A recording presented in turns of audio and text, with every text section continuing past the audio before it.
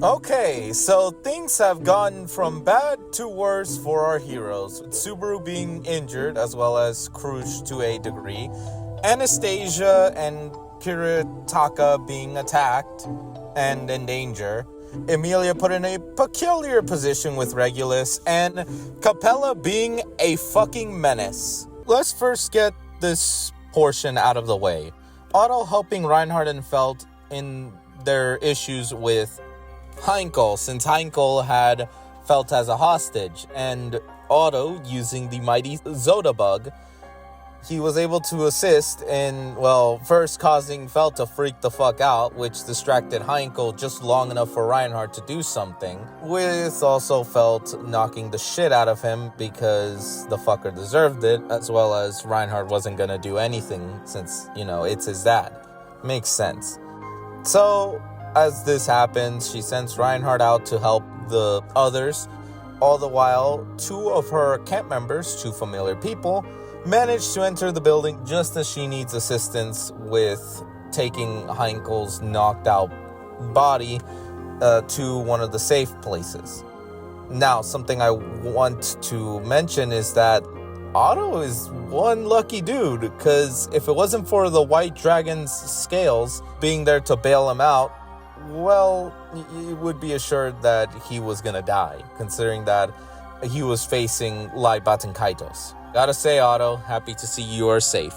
Now let's move on to the Anastasia and Kiritaka section, the second small portion of the episode before going over what is essentially the new waifu of the internet that I honestly can't understand. Well, I understand the meme, yes, but I mean, you guys do realize that Capella is like beyond the I can fix her trope.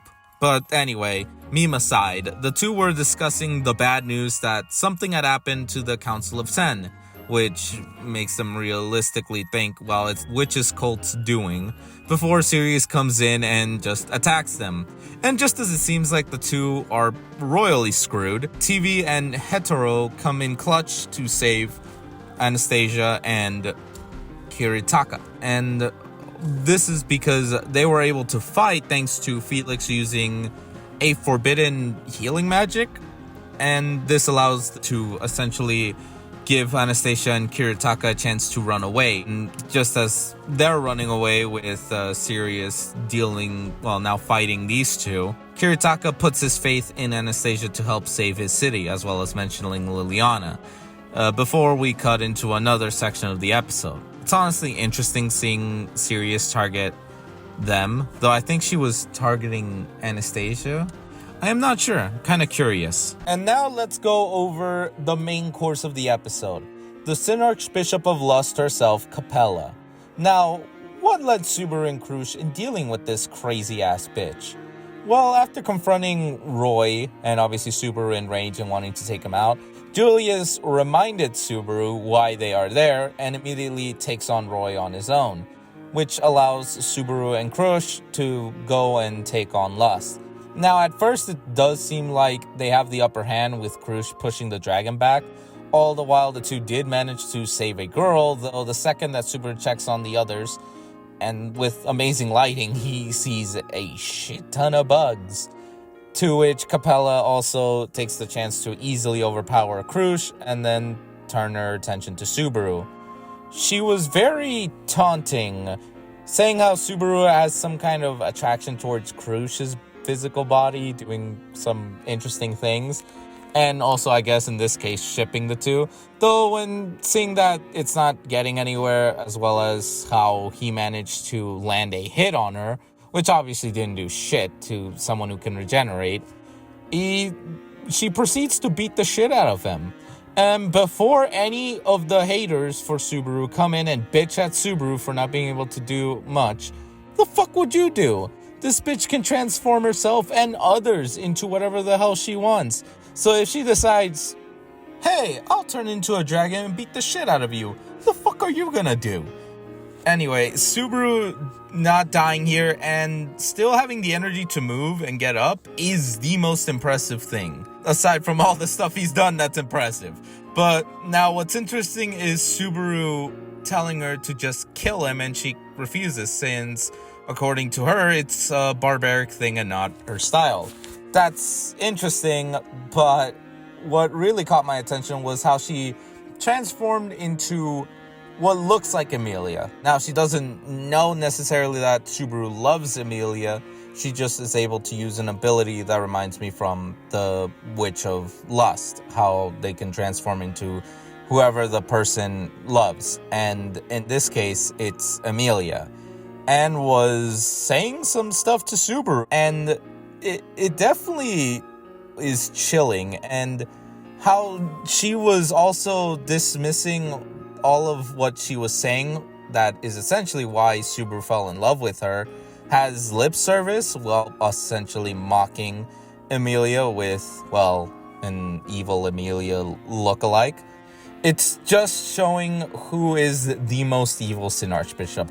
Regulus is an ass, but even he doesn't toy with people like this.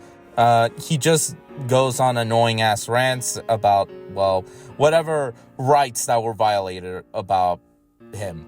But Capella here is literally tearing into Subaru in a way that's just brutal as hell. And then proceeds to get his leg ripped off. Like, honestly, my dude is having a shitty time in this loop. But to end this section, before Subaru and Crusch managed to escape with the dragon's assistance, Capella gave them her blood, cursed blood. This is a problem that'll probably come back later on, but man, these two just have it the worst.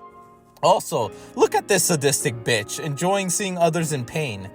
Anyway, the dragon breaks a hole in the wall with its fire breath, and that catches Garfield's and the others' attention while they were having their respective fights before suddenly the water starts entering, which was all through Capella's doing. And yeah, so unfortunately things have just gotten from bad to worse to why can't we get another reset, because we might need to redo things.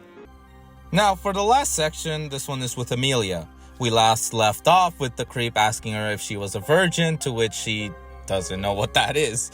This catches Regulus's attention, deeming Emilia perfect, as she's not only a virgin physically, but also spiritually and I guess mentally. So as one of his other wives is called out to assist Emilia in changing into what it seems like a bride attire, she does notice what happened to the city with the whole water trap stuff. And then we get another Capella announcement. This time she's adding additional demands.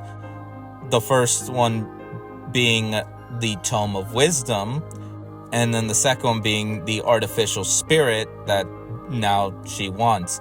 And the third one being that nobody interrupt the wedding between Emilia and Regulus. And this gives us, the audience, the idea that for now, the Witch's Cult not only has the advantage of what's going on, but our heroes are gonna need one hell of a luck to turn this back around.